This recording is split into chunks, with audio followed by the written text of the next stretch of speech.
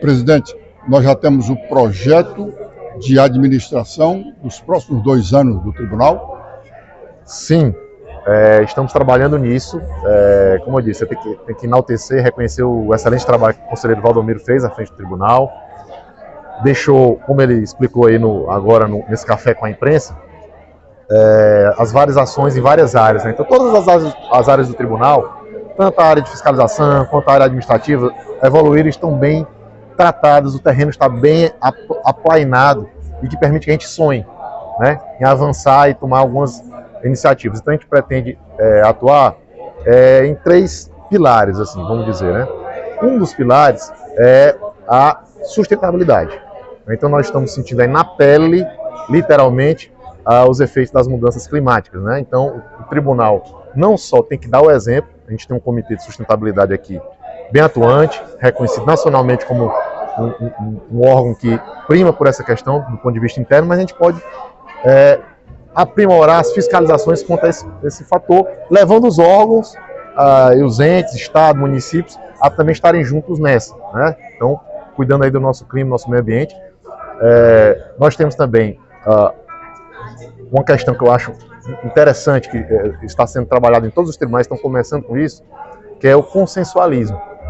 Então o tribunal se colocar também para além das fiscalizações, sem deixar de lado a questão de julgamento e fiscalizações, colocar como órgão também de proporcionar soluções para o gestor que está com problemas, para atingir determinadas metas, alguns contratos que não está dando certo, o tribunal tentar atuar como um mediador disso e para que saia a solução e que destrave uma política pública.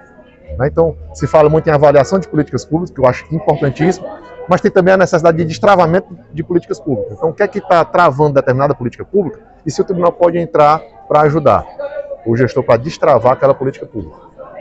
E outra vertente é aprofundar a questão da transformação digital.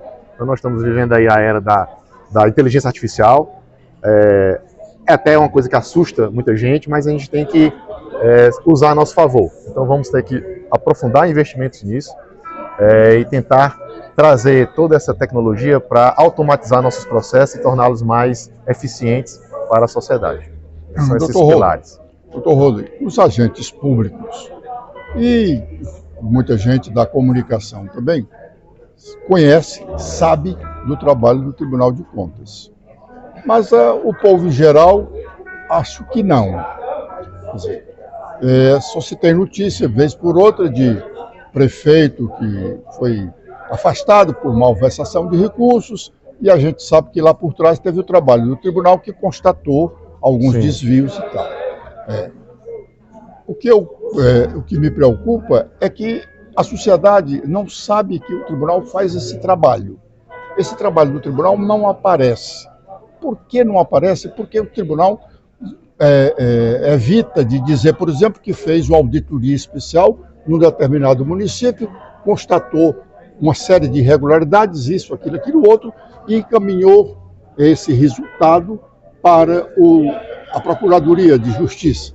E a Procuradoria de Justiça já, vez por outra, guarda, gaveta. Por que o tribunal não solta essa informação? Pois é, como até colocou o conselheiro Valdomiro, a gente está aberto à crítica, né? Então essa interação com a imprensa é fundamental. Então se a gente tem investido bastante, o tribunal tem investido bastante, gestões anteriores, nessa interface. Se a percepção é que mesmo assim ainda é pouco, a gente tem que quebrar a cabeça para aprofundar. Uma das formas é tornar a linguagem mais simples, né? Então já tem projetos aqui no tribunal nesse sentido, a gente tem que investir mais neles. De transformar aquela linguagem juridiquês, que se brinca tanto, os data vênias da vida, transformar em linguagem mais simples para que a população possa compreender e estar junto ao tribunal. Para isso a gente conta com a crítica e a colaboração da imprensa para ver como é que a gente acerta nesse ponto, que para mim é fundamental. O tribunal do cidadão. O cidadão tem que estar junto aqui do tribunal. E a gente quer ver como é que atrai o cidadão para acompanhar o nosso trabalho e fiscalizar também, colocar o olhar dele, trazer as denúncias para o tribunal. A gente tem que quebrar a cabeça com a ajuda da imprensa, com a ajuda dos veículos de comunicação, dos comunicadores, como o senhor, para que ideias a gente pode desenvolver para que isso realmente chegue ao cidadão e ele tome conhecimento e se aproprie do tribunal, que é do cidadão.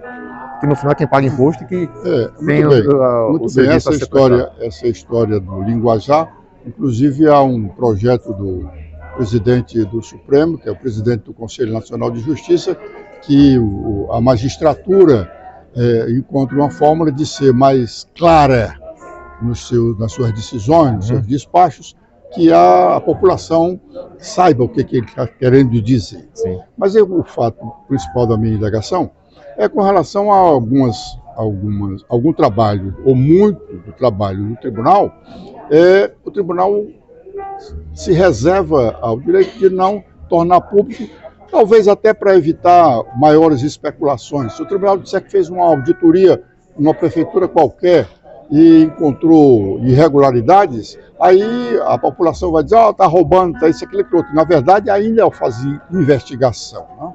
Mas eu acho que, mesmo acontecendo isso, era interessante que o tribunal dissesse, olha, nós tivemos na prefeitura X e encontramos algumas irregularidades.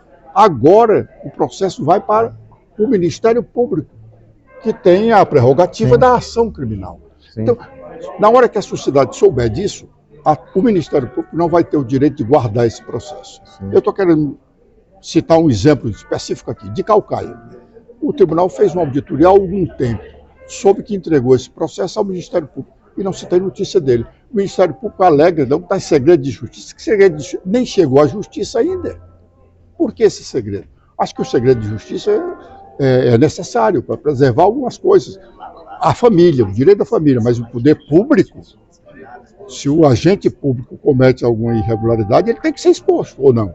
Sim, é interessante o que o senhor fala, porque, de fato, eu desconheço esse caso, se foi divulgado ou não foi, realmente eu ainda estou tomando pé. Eu lhe garanto que não foi divulgado. Assim, mas assim, uma vez que o tribunal toma uma decisão, se não for um processo sigiloso, uma denúncia, reservada à lei, que a lei reserva como sigilo, se é algo público, não tem por que não haver a comunicação, né? Então isso tem que ser, se há, eu acho que foi até colocado pelo presidente, o tribunal tem divulgado as suas ações, a sessão inclusive é pública. Não, tem divulgado sim. É aberta, a sessão é pública aberta, está no YouTube, o julgamento, então, mas é claro que sempre pode aprofundar. A gente recebe essa notícia, essa crítica como importante para a gente aprimorar, né? Se isso está acontecendo, se tem algum tipo de falha na comunicação desses processos, tem que ser revisto, tem que ser aprimorado. Mas, de fato, eu tenho visto um avanço do tribunal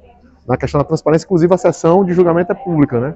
Ela é aberta e divulgada no YouTube. Mas sempre é possível que se aprimore, né? Sempre é possível aprimorar e dar um passo além, né? Então, é isso que a gente conta com vocês, com esse feedback, essa informação, e trabalhar juntos o mecanismo de que isso se aprofunde. Eu acho que a tônica é essa. Muito obrigado, sucesso da sua administração. Obrigado. Na verdade, esse questionamento agora não é nenhuma crítica ao tribunal que não esteja divulgando bem o seu trabalho. Há uma divulgação muito boa. Talvez seja o excesso de precaução. Sim. Para evitar uma especulação grande, que a política tem muito isso, né, que se adote essas medidas. Muito obrigado.